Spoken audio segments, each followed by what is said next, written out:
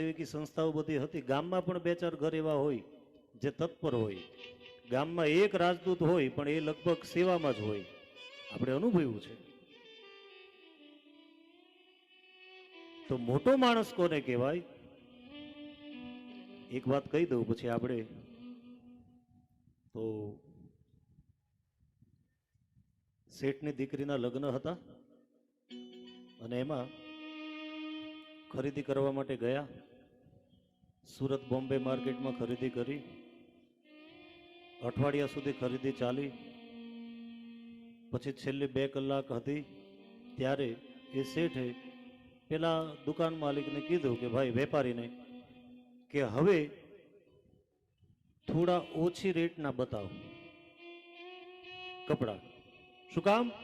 બોલે અમારે અમારા નોકરો માટે લેવાના છે, અમારા ઘરે જે કામ કરે છે ને, એટલે લો રેન્જના તું બતાવો.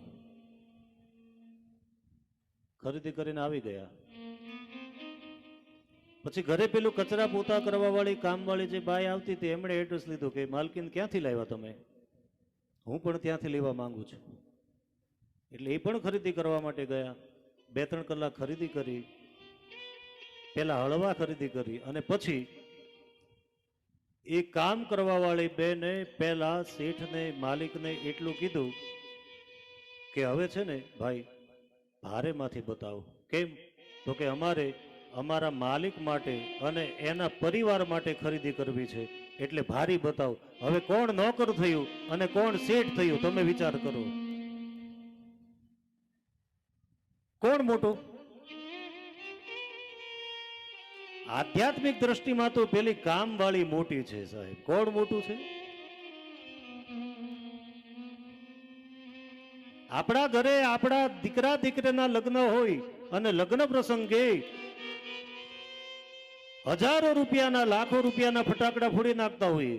આ પેલી લાઇટ વાળા ને બગી વાળા ને બધા જે આવે છે તમે જોજો, અમુક વાર હું તો જોતો પાછળ પેલું છોકરું બાંધીને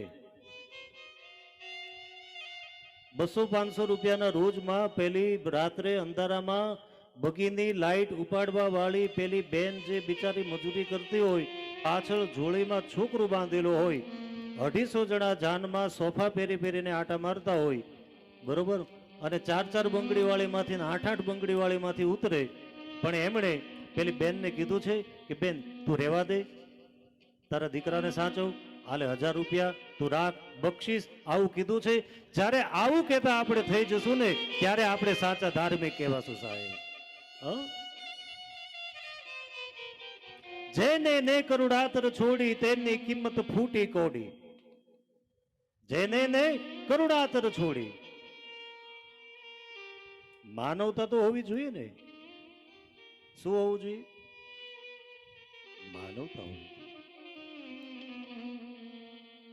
અને ફટાકડા ફોડે હજારો લાખો રૂપિયાના. મહારાજ ગોર બાપા બ્રાહ્મણ સવારથી આવ્યા હોય અને રાતના